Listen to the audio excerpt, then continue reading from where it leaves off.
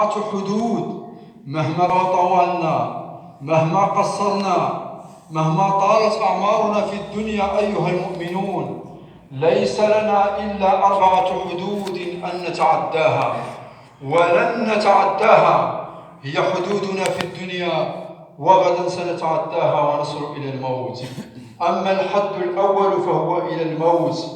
الموت أيها الأحباب الذي لم يترك صاحبا ولا حبيبا، الذي لا يفرق بين صغير ولا كبير، الذي أخرج الملوك من القصور إلى القبور، الذي لم يترك صاحبا ولا حبيبا، الموت الذي لا يفرق بين ذكر ولا أنثى، الموت الذي أخرج الناس من غيهم ومعاصيهم وذنوبهم وطاعتهم وأسكنهم القبور بلا استئذان، الموت الذي إذا ما حل ضيفا حل عليك إما أن يكون ضيفا خفيفا وإما أن يحل عليك ضيفا ثقيلا والعياذ بالله.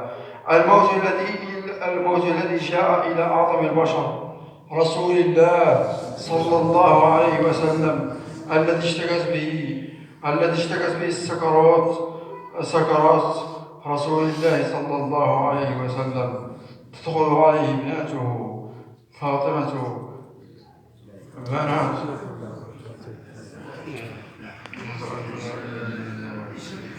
أشهد أن لا إله إلا الله، أشهد أن لا إله إلا الله، أشهد أن لا إله إلا الله، أشهد أن لا إله إلا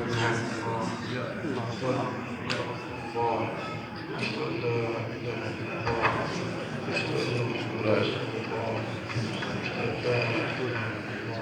لا إله إلا الله. لا لا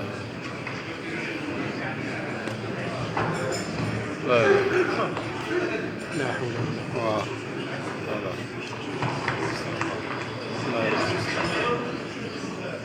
لا لا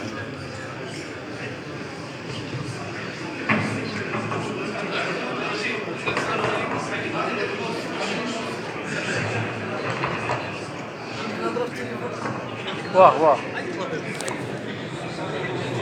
قصيت فيه الموت، باين فيه الموت.